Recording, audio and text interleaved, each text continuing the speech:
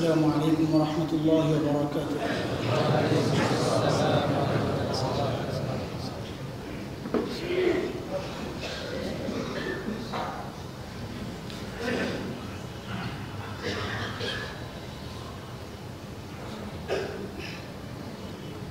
الحمد لله نحمده ونستعينه ونستغفره ونؤمن به ونتوكل عليه ونعوذ بالله من شرور أنفسنا ومن سيئات أعمالنا من يهده الله فلا مضل له ومن يضلله فلا هادي له وأشهد أن لا إله إلا الله وحده لا شريك له وأشهد أن سيدنا وسندنا وحبيبنا ومولانا محمدا عبده ورسوله. اللهم صل على محمد وعلى آل محمد كما صليت على إبراهيم وعلى آل إبراهيم إنك حميد مجيد. اللهم بارك على محمد وعلى آل محمد كما باركت على إبراهيم وعلى آل إبراهيم إنك حميد مجيد. أما بعد فأعوذ بالله من الشيطان الرجيم.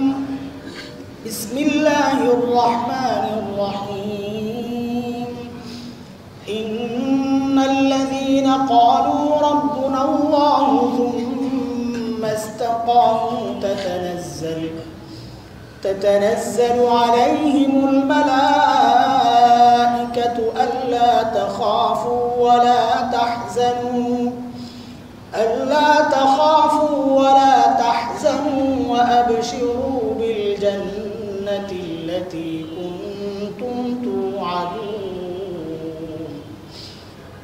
نحن أولياؤكم في الحياة الدنيا وفي الآخرة ولكم فيها ما تشتهي أنفسكم ولكم فيها ما تدعون نزلا من غفور رحيم. آمنت بالله صدق الله العلي العظيم. محترم حاضرين، সূরা হামিম আস-সাজদা কয়েকটি আয়াত তিলাওয়াত করলাম, 30, 31, 32। এই আয়াতে রব্বুল আলামিন যা বলছেন যে নিশ্চয়ই যারা বলে আমাদের রব আল্লাহ, সুম্মা ইসতাকামু, এবং তাদের এই দাবির উপর তারা অটল থাকে, ইস্তিকামাত বলে যাকে, তাতানাজ্জালু আলাইহিমুল মালাইকা, মৃত্যুর সময় তাদের শিয়রের কাছে এসে ফেরেশতারা তাদেরকে অভয় দেয়। কি বলে? আল্লা তাখাফু ওয়ালা তাহজানু। খৌফ এবং হুজন দুইটা শব্দ একসাথে যখন আসে তখন মুফাসসিররা দুইটাকে দুই অর্থে নেন। খৌফ হচ্ছে অনাগত আশঙ্কা, ভয়, আর হুজুন হচ্ছে অতীতের হারানো কিছুর টেনশন, পেরেশানি। ভবিষ্যৎ এবং অতীতের সমস্ত পেরেশানির বিষয়ে ফেরেশতারা তখন বসে বসে তাকে অভয় দেয়। ভবিষ্যতের টেনশন পেরেশানি হচ্ছে যে আমার কিয়ামতে, আমার কবরে, আমার হাসরে কি হবে। তখন ফেরেশতারা তাকে অভয় দেয় যে আমরা আছি তোমার সাথে বন্ধু। আর মানুষ হিসাবে অতীতের পেরেশানি, তার আপনজনের কি হবে, সন্তানের কি হবে, বিবির কি হবে, তাদেরকে কে দেখবে? ফেরেশতারা ওই বিষয়ে অভয় দেয় যে তাদের সাথেও আমরা আছি। وأبشروا بالجنة التي كنتم توعدون, জান্নাতের সুসংবাদ গ্রহণ করো বন্ধু, যার ওয়াদা তোমাকে দেওয়া হয়েছে আল্লাহর পক্ষ থেকে। নাহনু আউলিয়াউকুম ফিল হায়াতিদ দুনিয়া ওয়া ফিল আখিরাহ, দুনিয়ায় আমরা তোমার বন্ধু, আখিরাতেও তোমার সঙ্গী, ভয় নেই। ওয়ালাকুম ফিহা মা তাশতাহি আনফুসুকুম ওয়ালাকুম ফিহা মা তাদউন, আর জান্নাতে গিয়ে তুমি যা চাইবে তাও পাবে, যা চাইবে না কিন্তু ভেতরে ভেতরে তোমার আকাঙ্ক্ষা তামান্না যা ওটা যদি পেতাম সেটাও তোমার সামনে চলে আসবে। নুজুলান মিন গফুরির রহিম, এটা তোমার রব যিনি তোমার পাপগুলো ক্ষমা করেছেন এবং দয়া দ্বারা তোমার আমলগুলোকে কবুল করেছেন, তার পক্ষ থেকে এটা তোমার জন্য মেহমানদারি। এই হচ্ছে আয়াতগুলোর অর্থ। কিন্তু এই পুরস্কার, এত সুন্দর চমৎকার পরিবেশ, ফেরেশতাদের সাথে কথোপকথন, অবৈধ বাণী পাওয়া, জান্নাতের সুসংবাদ পাওয়া, মেহমানদারির দাওয়াত পাওয়া আল্লাহর পক্ষ থেকে, এই সব কিছুর গোড়ায় কিন্তু একটা কথা, সুম্মাস্তাকামু, যারা বলে আমার রব আল্লাহ এবং ওই বলার উপর তারা অটল থাকে, দৃঢ় থাকে, তাদের জন্য বলে, সবার জন্য। এই ইস্তেকামত এটা কাকে বলে? রব বলার পর এর উপর দৃঢ় থাকা, এটা কাকে বলে? এটা মুহাদ্দিসরা, মুফাসসিরিনরা ব্যাখ্যা দিয়েছেন আমাদের সামনে। কাকে বলে এটা বুঝবো আমরা সহজভাবেই, উদাহরণ সহ। কিন্তু আমাকে আমার রব স্বীকার করার পর সেই দাবি থেকে আমাকে যে বিষয়গুলো সরিয়ে দেয়, সেই বিষয়গুলো আগে ক্লিয়ার হলে তো কাকে বলে এটা সহজেই বুঝে আসবে ইনশাআল্লাহ। মুফাসসিরিন কিরাম বলেছেন, আল্লাহকে রব স্বীকার করার পর, ঈমান আনার পর তিনটা বিষয় আছে যেগুলো আমাদেরকে ওই দাবি থেকে সরিয়ে দিতে পারে। এক হচ্ছে নিজের নফস, আমার ভিতরের একটা খারাপ দিক আছে, এটা রব্বুল আলামিনের পক্ষ থেকে তৈরি করা। ওয়া নাফসিন ওয়া মা সাওয়াহা, সূরা শামসের মধ্যে আল্লাহ তাআলা বলেছেন, ফাআলহামাহা ফুজুরাহা ওয়া তাকওয়াহা, যে নফসকে আমি বানিয়েছি তার মধ্যে গুনাহ করার প্রবণতাও আছে, আবার গুনাহ থেকে বেঁচে থাকার ইচ্ছাও আমি তার মধ্যে দিয়েছি। ওই যে গুনাহ করার প্রবণতা, এই প্রবণতাই আমাকে আমার রব স্বীকার করার পর সেই দাবি থেকে দূরে সরিয়ে দেওয়ার জন্য একটা বড় কারণ। এটা আল্লাহর পক্ষ থেকে এক পরীক্ষা আমার জন্য, যে আমি আমার শত্রুকে পরাজিত করে জয়ী হলাম, নাকি এমনি নিজে নিজে একা একা খেলে জয়ী হয়ে গেল। আর এটা আমরা জানি, শত্রুকে পরাজিত করা ছাড়া জয়ী হওয়ার মধ্যে কোনো মূল্য নেই। একা একা ক্লাসে একাই যদি কেউ প্রথম হয়, ছাত্রই একজন, তার কি মূল্য? যত বেশি ছাত্র সেখানে এক হওয়া, নাম্বার ওয়ান হওয়ার মধ্যে তত বেশি মূল্য। ছাত্র যত কম, প্রতিযোগী যত কম, প্রতিদ্বন্দ্বী যত কম, মূল্য তত কম। তা আমাদের শত্রু এমন তিনটা বাধা যেগুলো ভয়ঙ্কর, এক একটার চেয়ে এক একটা। এর মধ্যে একটা অন্যতম হচ্ছে নফস, যা আমাকে সবসময় গুনার দিকে আমাকে দাওয়াত দেয়, সবসময় গুনার দিকে মন চলে যায়।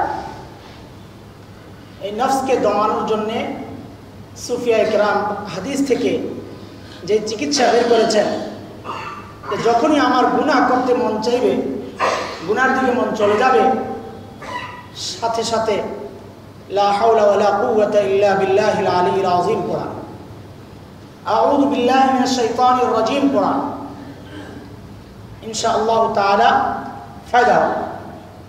আর যদি আমি হেরেই যাই, ছোট গুনাহ দিয়ে আমাকে শুরু করাইলো, এটা নফসের বিষয়টা এমনই। আমরা আগেও বলেছি, নফস হচ্ছে বাচ্চাদের মতো, শিশু।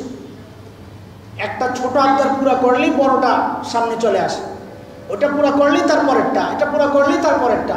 বাচ্চাদের যেমন আবদার পুরা করতে থাকলে সে আবদার করতেই থাকবে, তাকে যতক্ষণ পর্যন্ত না থামিয়ে দেওয়া হবে সে আবদার করতেই থাকবে। ঠিক নফসের অবস্থা এমন, তার মন মতো চললে সে অবৈধ আবদার আমার সামনে পেশ করতেই থাকবে। যতক্ষণ না পর্যন্ত তাকে আমি থামিয়ে না দেব ততক্ষণ পর্যন্ত তার আবদার চলতেই থাকবে। এই জন্য তাকে শুরুতেই থামিয়ে দেওয়া যে না, আমি তোমার কথা শুনবো না, আমি আমার রবের কথা শুনবো। এটা হচ্ছে রব্বুনাল্লাহ, আমার রব আল্লাহ। এটা বলার পর ইস্তেকামত, দৃঢ়তা, অটল থাকা।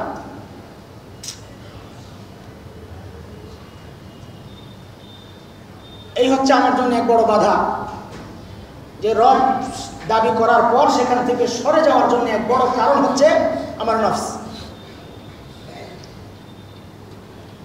2 নম্বর এক বড় শত্রু হচ্ছে, এক বড় কারণ হচ্ছে শয়তান। শয়তান আমাকে নানা প্রক্রিয়ায় ধোঁকা দেয়। শয়তান এত ভয়ঙ্কর দুশমন, যার সম্পর্কে রব্বুল আলামিন বলেছেন ইন্নাহু ইয়ারাকুম হুয়া ওয়া কাবিলুহু মিন হাইসু লা তারাউনাহুম।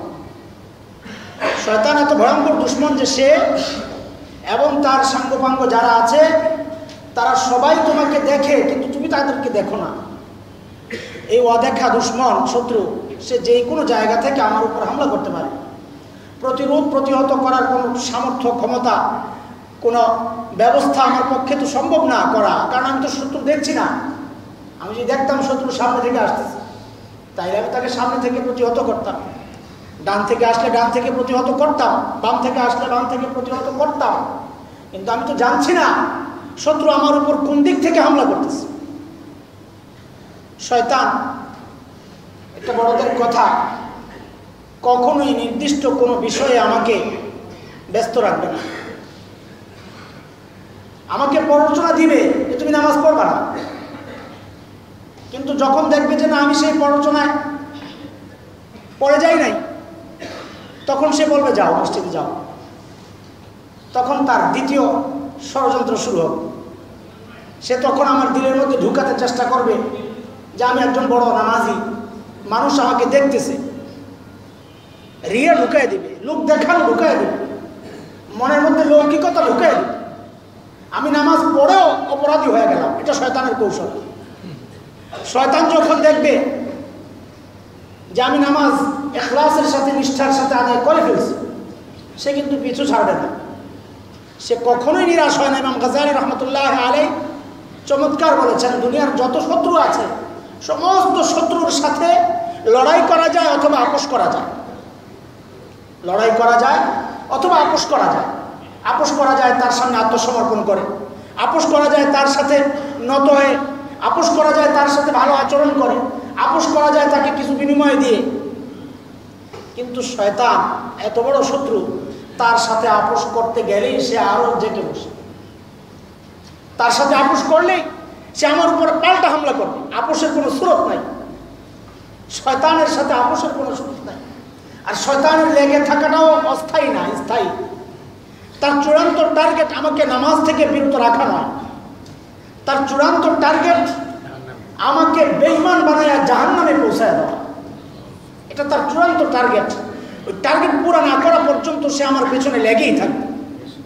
তার লাগাটা এটা অস্থায়ী না, সাময়িক না।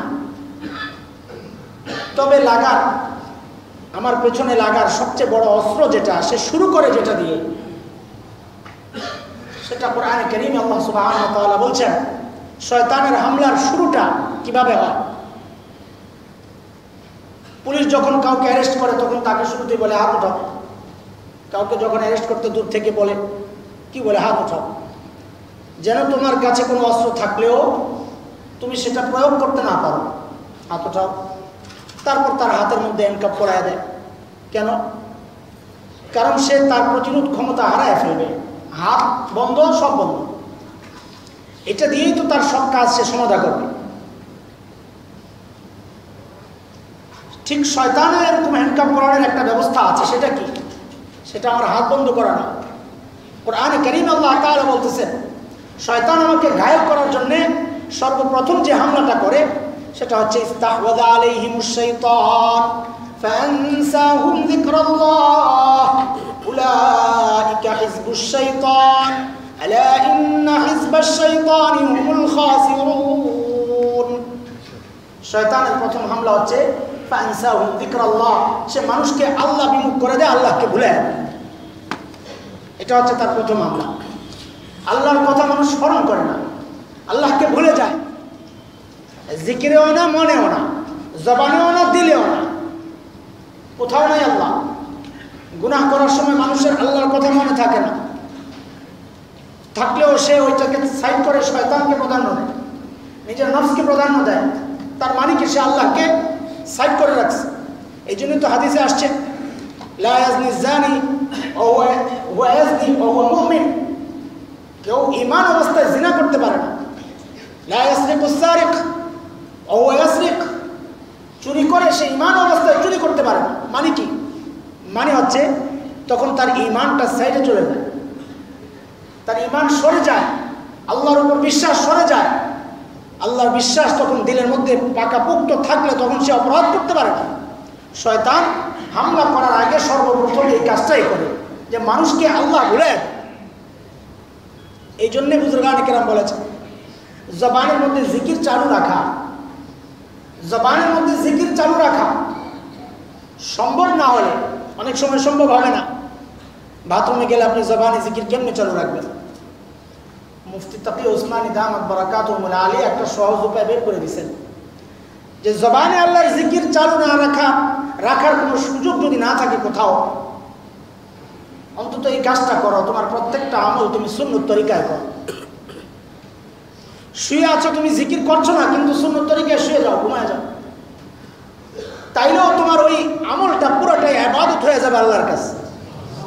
বাথরুমে যাচ্ছ, তুমি সুন্নত তরিকায় যাও, দোয়া পড়ো, আদব রক্ষা করো, যেটা উত্তম সেইভাবে যাও, ডান পায়ে যাও, বাম পায়ে যাও, ডান পায়ে বের হও, যে আদবগুলো আছে সেগুলো রক্ষা করো, দোয়া করো, আল্লাহুম্মা ইন্নী আউযু বিকা মিনাল খুবসি ওয়াল খাবাইস, এরকম দোয়া পড়ো, আবার দোয়া পড়ে বের হও। সুন্নত তরিকায় যাওয়া আসা হইলো, পুরো সময়টাই আল্লাহর জিকিরের মধ্যেই থাকলো, ধরা হবে, শয়তান হামলা করতে পারবে না। প্যারে হাজির, শয়তানের নানা কৌশলের মধ্যে এটাও একটা কৌশল। শয়তান গুজব ছড়ায়, গুজব ছড়ায়। ওদের যুদ্ধে মুসলমানরা প্রাথমিক যে সমস্যা মুসলমানদের হয়েছিল, একটা রসুলের হুকুম অমান্য হয়েছিল। রসুল করিম সাল্লাল্লাহু আলাইহি ওয়াসাল্লাম নির্দিষ্ট কিছু সাহাবী যাদেরকে একটা চোরা পথে যাদেরকে বসিয়েছিলেন রসুল, যে পেছন থেকে যেন হামলা না করতে পারে। সামনে লড়াই চলছে, পেছন থেকে যদি হামলা করে মুসলমান মধ্যে পড়ে বিপাকে পড়ে যাবে। রসুল ওই চোরাই পথের মুখে কিছু সাহাবীকে, তীর বাহিনী যারা, ওই তীরন্দাজদেরকে ওখানে বসিয়ে রেখেছিলেন। তারা যখন দেখেছে যুদ্ধ শেষ, মুসলমান গনিমতের মাল তালাশ করতেছে মাঠের মধ্যে, রসুলের হুকুমের অপেক্ষা না করে নেতা যিনি ছিলেন তাকে এবং কিছু সাহাবীকে রেখে বাকিরা চলে আসছেন। এটাও পরাজয়ের একটা বড় কারণ, অন্যতম কারণ। এরপর মুসলমানদের মনোবল চূড়ান্তভাবে ভেঙে যাওয়ার সবচেয়ে বড় কারণ হচ্ছে শয়তান তখন গুজব ছড়াই দিয়েছিল যে রসুল করিম সাল্লাল্লাহু আলাইহি ওয়াসাল্লাম ইন্তেকাল করেছেন। মুসলমান সব সহ্য করতে পারে, রসুলের শাহাদাত সহ্য করতে পারে, সব কষ্ট ভুলে যায়, রসুলকে জীবিত দেখে। মদিনা থেকে এক মহিলার গল্প, সেই বর্ণনাই পেয়েছি আমরা। দৌড়ে আসছেন মদিনা থেকে, ওদের দিকে ছুটছেন, রাস্তার মধ্যে সঙ্গীদের সাথে দেখা, কোথায় যাও? ওদের মাঠে যায়। যে কি করবা, তোমার সন্তান তো শাহাদাত বরণ করছে, আর কি করবা? কিচ্ছু বলে না। আবার সামনে এগোয়, কিছুক্ষণ পর আরেকজনের সাথে সাক্ষাৎ, কই যাও? ওদের মাঠে যাই। কি করবা যায়, তোমার স্বামীও তো ইন্তেকাল করছে, স্বামী, সন্তান, ভাই সব হারাইছে, তারপরেও দৌড়ায়। কার জন্য? রসুল করিম সাল্লাল্লাহু আলাইহি ওয়াসাল্লামের সামনে গিয়ে বলি, ইয়া রাসূলুল্লাহ, আমি আমার সব হারাইছি ইয়া রাসূলুল্লাহ, কিন্তু আপনাকে জীবিত দেখে আমার সব কষ্ট আমি ভুলে গেলাম। সাহাবায়ে কেরামের অবস্থা তো এমনই ছিল। হযরত ওমরের মতো মানুষ, এত কঠিন মানুষ, যাকে দেখলে শয়তান ভিন্ন রাস্তা ধরে, আমরা বলেছি কদিন আগে। এত কঠিন মানুষটা পর্যন্ত অস্থির হয়ে গেছে, কি বলা শুরু করছে, কেউ যদি বলে রসুল মারা গেছেন, তার গর্দান ফেলাই ইন্তেকাল করছেন রসুল, রসুলের ইন্তেকালের পরেও ওমরের এই কথা কেউ যদি বলে রসুল ইন্তেকাল করছেন, তার গর্দান ফেলে দিব আমি, এই অস্থির হয়ে গেছেন। আবু বকর সিদ্দিক রাদিয়াল্লাহু তাআলা আনহু এসে বলতেছেন, ওমর, কোরআনের আয়াত, ওমা মুহাম্মাদুন ইল্লা রাসূল ক্বাদ খালাত মিন ক্বাবলিহি আর-রুসুল আফা ইন মাতা আও কুতিলা ইনকালাবতুম আলা আকাবিকুম। এই ওমর কি বলো, কোরআনে কি আসছে, ওমা মুহাম্মাদ ইল্লা রাসূল, মুহাম্মদ তিনি তো একজন রাসূল, ক্বাদ খালাত মিন ক্বাবলিহি আর-রুসুল, এইরকম রাসূল অতীত আসছিলেন, তারা চলে গেছেন, তিনিও চলে যাবেন সেই ধারায়। আফা ইন মাতা আও কুতিলা, তিনি যদি ইন্তেকাল করেন অথবা তাকে কেউ হত্যা করে, ইনকালাবতুম আলা আকাবিকুম, তাহলে কি তোমরা আবার সেই পিছনে জাহালাতে ফিরে যাবা। ওয়া ইয়ানকালিব আলা আকিবাইহি ফালা ইয়াদুরুল্লাহ শাইআ, কেউ যদি দিন ছেড়ে পেছনে আবার চলে যায়, ঈমান হারা হয়ে যায়, এতে আল্লাহর কোনো কিচ্ছু হবে না, ক্ষতি হবে না, নিজেরই ক্ষতি করবে। এই কথা বলার সাথে সাথে হযরত আবু বকর সিদ্দিক রাদিয়াল্লাহু তাআলা আনহু এই আয়াত যখন তেলাওয়াত করছেন, সাথে সাথে ওমর স্থির হয়ে গেছে, ঠিক একদম সোজা। তো ওমরের মতো এত কঠিন মানুষটাও রসুলের ইন্তেকালের সংবাদে মুশরে পড়েছিলেন কেন? এটা সাহাবাদের মহাব্বতের নমুনা। ওদের মাঠে সাহাবায়ে কেরাম অন্তর থেকে দুর্বল হয়ে পড়ছিলেন সে কারণেই যে শয়তান এই খবর, এই গুজব ছড়াইয়া দিছে, গুজব ছড়াইয়া দিছে রসুল ইন্তেকাল করছেন। এই গুজবের কারণে মুসলমানদের অন্তর একদম দুর্বল হয়ে পড়ছে, লড়াইয়ের যে মানসিকতা, যে হিম্মত তারা হারায় ফেলছে। এটাও সাময়িক পরাজয়ের অন্যতম একটা কারণ। শয়তান কিন্তু তার এই সিস্টেম সে রসুলের উপস্থিতিতে যেমন করেছে, রসুল ময়দানে উপস্থিত, সাহাবায়ে কেরামদের মধ্যে যদি একজন মানুষ শয়তান গুজব ছড়াইয়া বিশৃঙ্খলা সৃষ্টি করতে পারে, তো এখন তো গুজব ছড়াইয়া বিশৃঙ্খলা সৃষ্টি করা এটা খুব সহজ। রসুলের উপস্থিতিতে সাহাবায়ে কেরামদের মতো মানুষদের মধ্যে গুজব ছড়াইয়া যদি বিশৃঙ্খলা সৃষ্টি করতে পারে, খুব খেয়াল করে। আর এখনের পরিবেশ সাহাবায়ে কেরামের হিসাবে আমাদের ঈমান আছে কিনা সন্দেহ আছে। সাহাবায়ে কেরামের ঈমানের যে শক্তি ছিল, যে নূর ছিল তাদের কালিমার মধ্যে, সে হিসেবে আমাদের ঈমান নিয়ে আমরা সন্দিহান যে আমরা আসলে মুসলমান না মুনাফিক।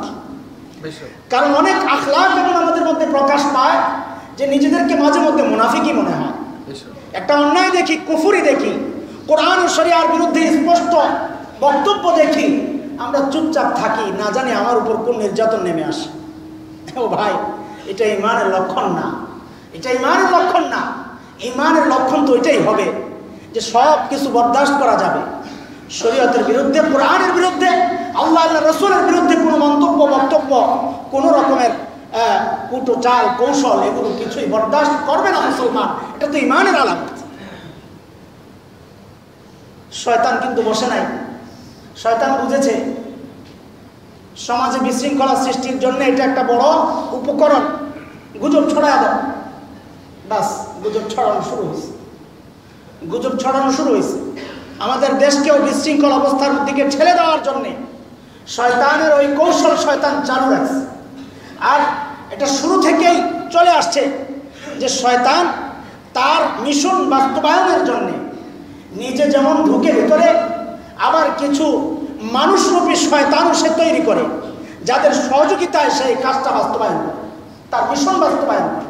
ওইভাবে চলে আসছে যুগ যুগ ধরে। শয়তানের এটা একটা কৌশল। আমাদের দেশেও শয়তান তার এরকম যোগ্য কিছু সহযোগী তৈরি করেছে, যাদের কাজ হচ্ছে এদেশের মানুষের মধ্যে গুজব ছড়িয়ে দিয়ে, ছোটোখাটো কিছু দুর্ঘটনা ঘটিয়ে গুজব ছড়িয়ে দিয়ে এদেশের শান্তিপ্রিয় মানুষের একসাথে থাকার যে সুন্দর ব্যবস্থা, যে নমুনা সারা দুনিয়ার জন্যে, এটাকে নষ্ট করার গভীর ষড়যন্ত্র শয়তান তার ওই সমস্ত সহযোগিতার মাধ্যমে শুরু করেছে। কদিন আগে, এই 2-1 দিন চলছে, শেষ হয় নাই, উত্তাপ শেষ হয় নাই। উত্তাপ এখনো চলছে। সকালেও দেখেছি আমাদের সুরঞ্জিত বাবু নাকি বলেছেন মাদ্রাসা এবং মসজিদে তালা মারলেই সব বিশৃঙ্খলা দূর হয়ে যাবে। এটা নাউজুবিল্লাহ, একটু পরে পরে নাউজুবিল্লাহ, কথা তো অবশ্যই নাউজুবিল্লাহ। এই সমস্ত বাবুরা মাঝে মধ্যে এরকম উদ্ভট কথাবার্তা বলে থাকেন, কিন্তু এই কথাটা বলেছেন কিনা এটার কোনো প্রমাণ নেই। অনলাইনে দুনিয়ার মানুষ বিচরণ করে, সেখানে সত্য মিথ্যা যাচাইয়ের কোনো চিন্তা নেই। বার্মায় মুসলমানদেরকে হত্যা করা হচ্ছে, নির্যাতন চলছে, ওই নির্যাতনের হাজারো ছবি আসছে নেটে, আজীব তামাশা। একদিন দেখে একজন দিয়েছে, একজন কালো মানুষ তাকে নির্মমভাবে হত্যা করা হচ্ছে, আরো কালো মানুষ তার মধ্যে জড়িত। বোঝা যাচ্ছে এটা আফ্রিকার কোনো ছবি, বাস দিয়ে দিল। দেখুন বার্মার মুসলমানদেরকে কিভাবে নির্যাতন করা হচ্ছে। মুসলমান হইলে এটাকে শেয়ার করে দেন, কম বক্তনা আলায় বেকুফ। মুসলমান আমার ইমানের পরিচয় বুঝি এটাকে শেয়ার করা আর না করা, তাইলে যারা নেট ব্যবহার করে না সব বুঝি অমুসলিম হয়ে গেছে। কম বক্ত বলদ, আমি বলি একদম নির্দিষ্ট ভাষায়, শ্রুতিকটু, শুনতে খারাপ শোনাচ্ছে। এই সমস্ত জাহেলদের কারণে আজকে বাতিল মিডিয়া, নাস্তিক মিডিয়া সুযোগ নিচ্ছে,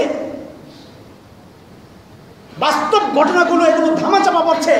এজন্যে যে এই যে দেখেন না, আফ্রিকার ছবি দিয়ে বলতেছে বার্মার নির্যাতন, এগুলো এইরকম কিছু কোনো সিনেমার ছবি হবে, হাজারে হাজারে মানুষের লাশ পড়ে আছে, পোড়া লাশ পড়ে আছে, আমাদেরকে বলা সহজ হয়ে যাবে যে এগুলো কোনো সিনেমা নাটকের ছবি হবে।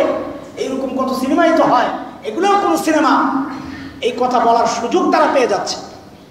ঠিক অনলাইনে এরকম একটা রিপোর্ট আসলো, সুরঞ্জিত বাবু এটা বলেছেন, তিনি বলতে পারেন, এটা তার পক্ষে সম্ভব, আমি অস্বীকার করছি না, তার পক্ষ নিয়ে কথা বলছি না। কিন্তু বিবেকবান মানুষের কাছে প্রশ্ন, বাস্তব যদি না হয়, আর বাস্তব হবে কিভাবে? এরকম কোনো নির্ভরযোগ্য সূত্রে আমরা পাই না এখনো খবর। কতজনের কাছে চাইলাম যে ভিডিওটা একটু দেন না, আমাকে খোঁজ খবর নাই। আমি বলেছি অপেক্ষা করেন, একদিন পর হয়তো তারাই বলবে যে জুকারবার্গ ওই ভিডিও প্রত্যাহার করেছে, দেশে বিশৃঙ্খলা সৃষ্টি হবে বলে। এখন আর ভিডিও নাই, সরকার প্রত্যাহার করছে ভিডিও। কারণ গুজব তো বাস্তবায়ন করার জন্য, এটাকে রাখার জন্য আরো কিছু নতুন কৌশল তারা অবলম্বন করবে, এটাই স্বাভাবিক। ফায়দা কি? আপনি বলবেন সুরঞ্জিত বাবুর এই কথা ছড়ায়া ফায়দা কি? এতে সুরঞ্জিত বাবু তো বিপাকে পড়বে না, তিনি একজন বিপাকে পড়লে কিচ্ছু যায় আসে না। কিন্তু এদেশের কোটি মানুষকে অবুঝ, বিবেকহীন, অবিবেচক হিসাবে প্রমাণ করে দিল মানুষ। তুমি বুঝলাম, একজন সুরঞ্জিত বাবু অপদস্থ হলে কি এসে যায়? কিচ্ছু আসে না আমাদের। কিন্তু কোটি মুসলমান যে বিবেকহীন, অবিবেচক, এটা তো প্রমাণ হয়ে গেল। এবং আমরা যে গুজবের পেছনে ছুটি, অনেক কথাই যে মিথ্যা, ব্রোকারদের, নাস্তিকদের, রসুলের বিরুদ্ধে অনেক কথাই যে এখন বলবে তারা, এগুলো সবই গুজব ছিল। এই দেখেন না, এটা একটা গুজব, এটাকে কিভাবে ছড়ায় দিতেছে। আশ্চর্য লাগে, মানুষ এত অবিবেচক হয়। বার্মা মুসলমান নির্যাতিত হচ্ছে, একজন পোস্ট দিয়ে দিলেন, তুরস্কের একটা বড় যুদ্ধ জাহাজ এরদোগানকে বহুত মুবারকবাদ, সারা দুনিয়ার মুসলমানদের পক্ষ থেকে লাল সালাম, এরদোগান সৈন্য পাঠাইয়া দিচ্ছে। লা হাওলা ওয়ালা কুওয়াতা ইল্লা বিল্লাহ।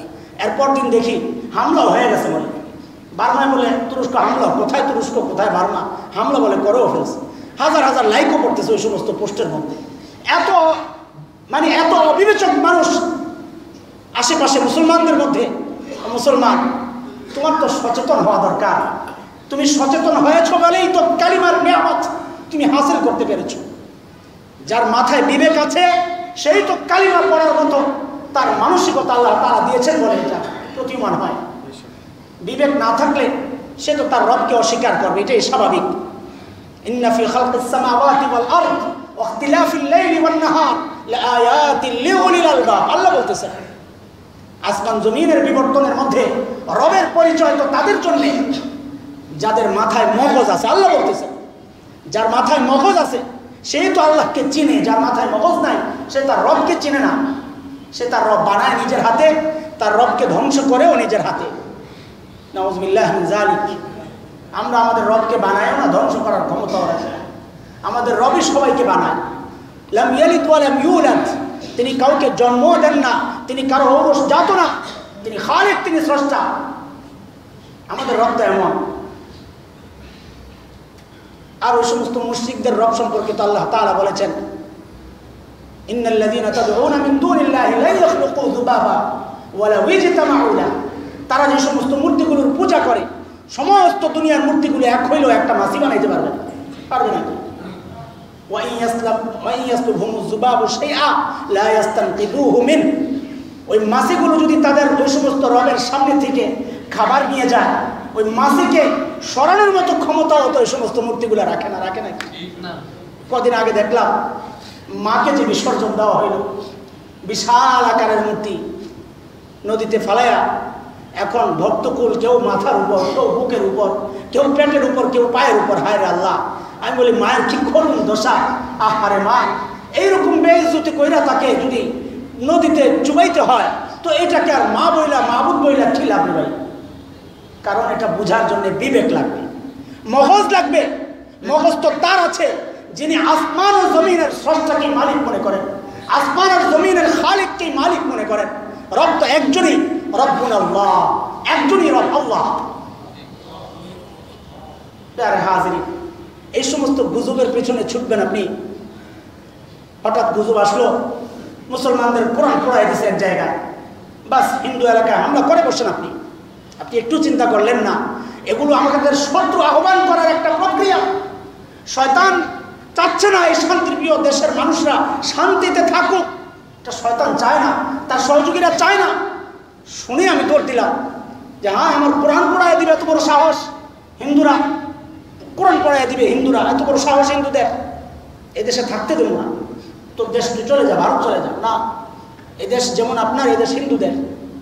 যে দেশে জন্ম নিয়েছে, এদেশের মানুষ তারা, তাদেরকে নিরাপত্তা দেওয়া আমার ইমানই জিম্মাদারি। তারা ট্যাক্স দেয়, যতক্ষণ না পর্যন্ত তারা প্রকাশ্যে আমার বিরুদ্ধে অস্ত্র না ধরবে, ততক্ষণ পর্যন্ত তাদের নিরাপত্তা দেওয়া এটা ইমানই জিম্মাদারি আমার ভাই। তার ঘর দূর পাহারা দেওয়া, তারা সংখ্যালঘু, তারা দুর্বল, দুর্বলদের পক্ষে দাঁড়ানো এটা আমার ইমানই জিম্মাদারি। একজন বাস তার ঘরে আগুন লাগাই দিল, আপনি বুঝলেন না এই আগুন কে লাগাইল, আপনি বুঝলেন না। মুসলমানের ঘরে আগুন লাগাই দিল, কোরআন একজন পোড়াইয়া দিল, আপনি বুঝলেন না কে পোড়াইল। বাস আপনি হামলা করে বসলেন, বৌদ্ধ মন্দির পুরা জ্বালায়া শেষ সরকার করে দিলেন। সারা দুনিয়ার মানুষের কাছে আপনাকে পরিচিত করাইল বাংলাদেশের মানুষ তারা পরমত সহিষ্ণু না, তারা অন্যকে দেখতে পারে না, অন্য ধর্মের সহ্য করতে পারে না, তারা সন্ত্রাসী। আমাদেরকে সন্ত্রাসী বানায়া দিল, পুরা মুসলিম জাতিকে সন্ত্রাসী বানায়া দিল। কিসের কারণে? এই একটা গুজবের পিছনে আপনি ছুটলেন, সেই কারণে। একটু সাবধান হই, একটু সাবধান হই। 2 দিন পর আরেক গুজব এসে গেছে। কি? সাবাস মাশরাফি ভাই, সুরঞ্জিতের বক্তব্যের ইমানদিত্য জবাব নাকি তিনি দিয়েছেন যে সুরঞ্জিত বাবু মসজিদ মাদ্রাসা নিয়ে খবরদার আপনি কথা বলবেন না। আরেকটা গুজব। বাস এবার একদম সুরঞ্জিত বাবুর এক বক্তব্য নিয়ে গুজব ছড়াইল, আরেক বক্তব্য শুরু হয়েছে। এখন বাংলাদেশের ক্রিকেট অধিনায়ক তিনি কঠোর প্রচন্ড প্রতিবাদ করেছেন, দিল আমাদের ক্রিকেট অধিনায়ককে বেকুব বানাই দিল। সব বেকুবের একসাথে ইজতিমা হয়ে গেছে, জমা হয়ে গেছে। ও ভাই, এটা ইমানদারের লক্ষণ না ভাই। একটা কথা সামনে আসলেই সেটাকে ছড়াইয়া দিতে হবে। রাসূল বলেছেন কাফা বিল মারই কাযিবা আন ইউহাদ্দিসা বিকুল্লি মা সামিআ। একজন মানুষের মিথ্যাবাদী হওয়ার জন্য এটাই যথেষ্ট, যা শুনে তাই ছড়া। একজন মানুষের মিথ্যাবাদী হওয়ার জন্য এটা যথেষ্ট। তারা আমাদেরকে বেওকুফের সার্টিফিকেট দিয়ে দিচ্ছে, আর রাসূল 1400 বছর আগে আমাদেরকে মিথ্যাবাদীর সার্টিফিকেট দিয়ে দিচ্ছেন যে না, এটা আমার উম্মতের কাজ না। আমার উম্মতের সামনে যা আসবে সে যাচাই করবে, বাছাই করবে, দেখবে, চিন্তা করবে। তার বিবেক দিয়েছেন আল্লাহ তাআলা। ওই যে বিবেকের কারণে সে তার রবকে চিনেছে। এটা যেমন তেমন কথা নয়, এটা এক বড় নিয়ামত রবের পক্ষ থেকে। এই নিয়ামতের না কদরি হবে, নিয়ামতের শুকরিয়া আদায় হবে না যদি এইরকম অবিবেচকের মতো কাজ করি। একজন বিবেকবান মানুষের জন্য এটা জরুরি যে সে ভাববে কি হইল না হইল। একজন হত্যা হইল কোথায়, বাস ক্লেম গেম চলতেছে আমাদের। এটা আমাদের জন্য চরম দুর্ভাগ্য। হত্যাকারী আর খুঁজে পাওয়া যায় না এই ক্লেমের কারণে। একজন বলবে অন্যকে করেছে, আইসিস দাবি স্বীকার করবে, আনসারুল্লাহ বাংলা টিম তো দাঁড়ায় আছে, বাস আমি কেউ এই পক্ষের কেউ ওই পক্ষের, কেউ আনসারুল্লাহকে দোষারোপ করছে দেশে বিশৃঙ্খলা সৃষ্টির জন্য, তারা এই কাজগুলো করছে। আবার যারা একটু জিহাদি মনোভাব যাদের আছে তারা আবার এটা নিজের কাঁধেও নিয়ে নিচ্ছেন। আমি দেখতেছি এগুলো, দেখি আর হাসি, হায় রে মানুষ কত পাগল, সেগুলো নিজের কাঁধে নিয়ে নিচ্ছে যে একদম উচিত হয়েছে, আল্লাহর সৈনিকরা ঠিক কাজ করেছে। বাস এইরকম একটা পোস্ট পাইলেই তো নাস্তিকদের জন্য বিরাট দলিল, এটাকে স্ক্রিনশট নিয়ে তারা তাদের জায়গায় পোস্ট দিয়ে দেয়, ব্লগে দিয়ে দেয়, এই দেখেন প্রমাণ, এদেশের মানুষ যে এইগুলো করতে পারে এটা প্রমাণ। মুসলমান, তোমার একটা বাজে মন্তব্যের কারণে, একটা বাজে অবস্থানের কারণে মুসলমান ছোট হচ্ছে, তুমি চিন্তা করছো না। 3 দিন আগে দেখলাম আমাদের এক মাওলানা সাহেব, দেখতেই বোঝা যায় জাহেল, আমি দেখেই বুঝেছি জাহেল টাইপের মানুষ। সে কারাতে শিখে, কুমফু শিখে, এই কুমফুর একটা পোস্ট দিয়ে সে একটা সেলফি উঠাইছে, উঠাই এটা আবার পোস্ট করে দিচ্ছে। আমি দেখছি আর বলছি জাহেল কোথাকার। আমি ভাবতেছিলাম যে এটা একটা খারাপ কিছু, 2 দিন পর সেটা মোটা তাজা হয়ে আসবে নিশ্চিত।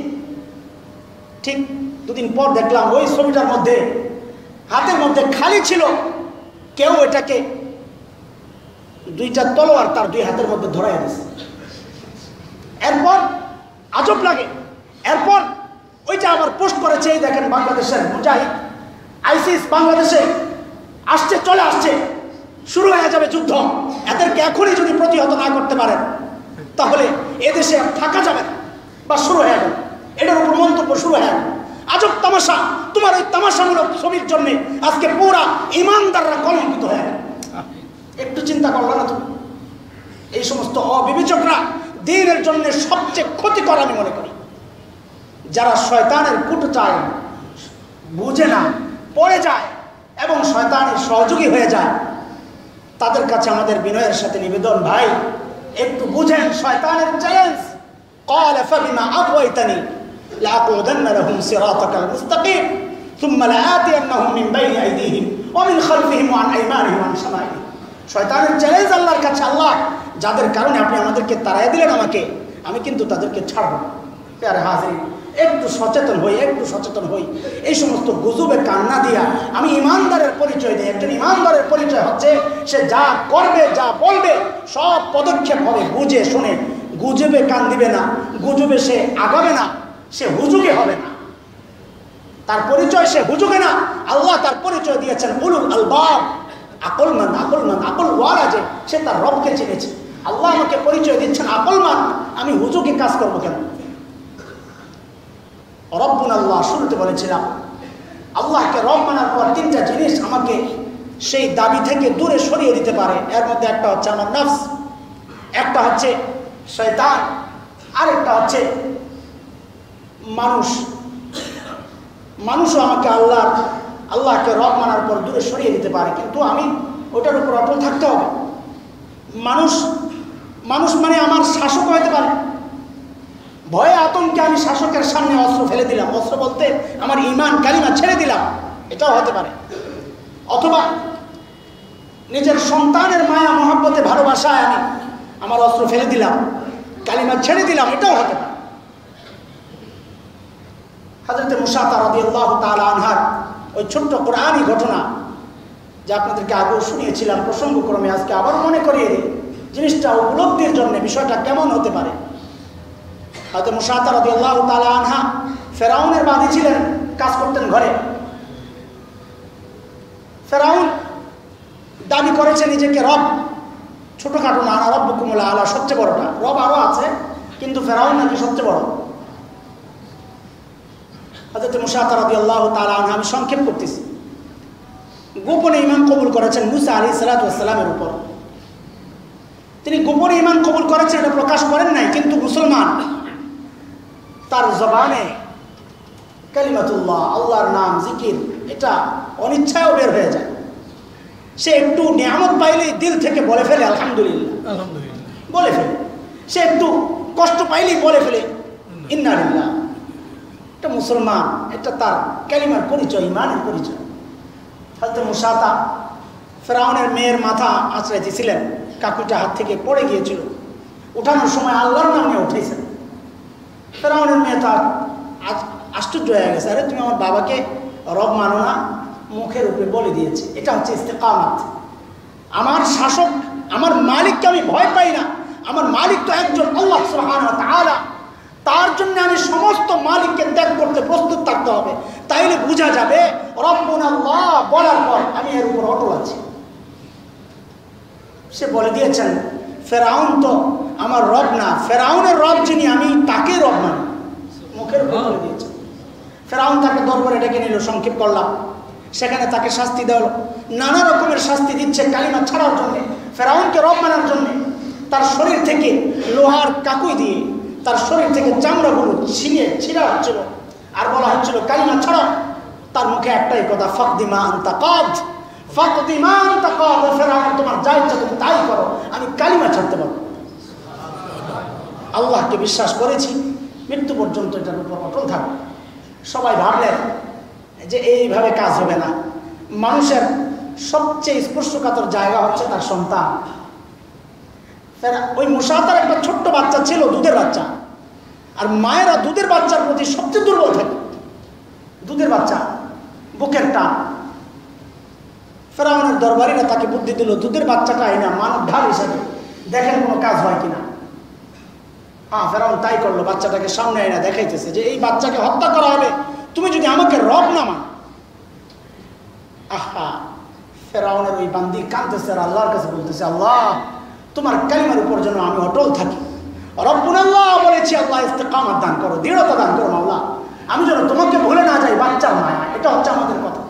বাচ্চার মায়ায় মানুষ ঈমান ছাড়ে না, তার জ্বলন্ত প্রমাণ হচ্ছে ফেরাউনের ওই বান্দি। বুকের মধ্যে দেওয়া হইল, বাচ্চাটা দুধ খাওয়ার জন্য ছটফট করতেছে। মার মনে মায়া ঢুকানোর জন্য এই ব্যবস্থা, যেন মায়ায় বলে ফেলে যে ঠিক আছে ফেরাউন, আমি তোমাকে রব মেনে নিলাম। কাজ হয় না।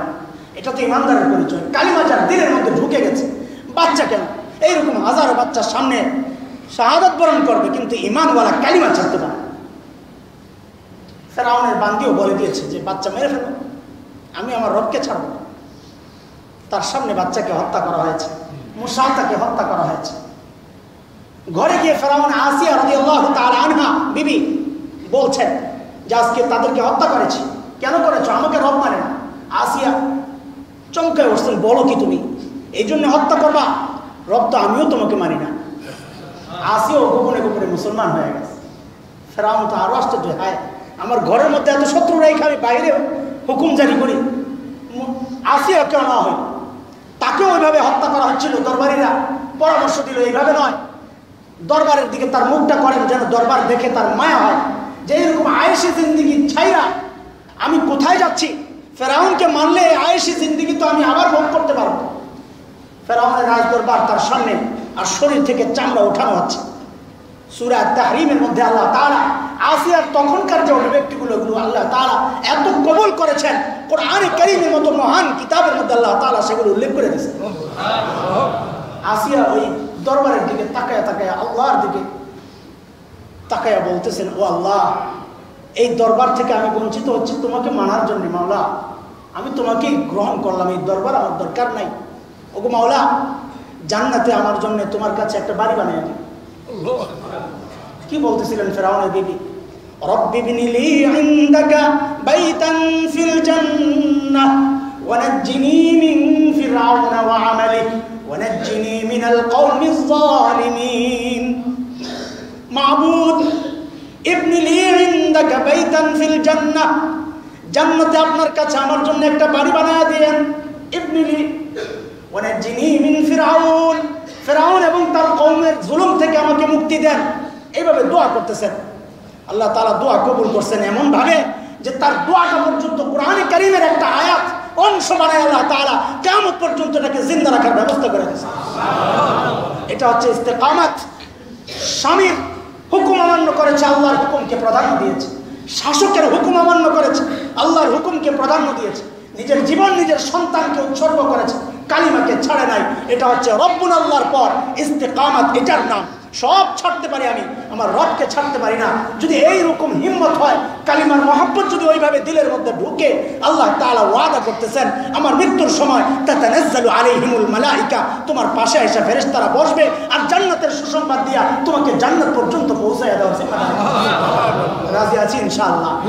আল্লাহ তাআলা আমাদের সকলের ঈমানকে ওইরকম মজবুত বানায় দেবেন। আখির দাওয়ানা আলহামদুলিল্লাহ।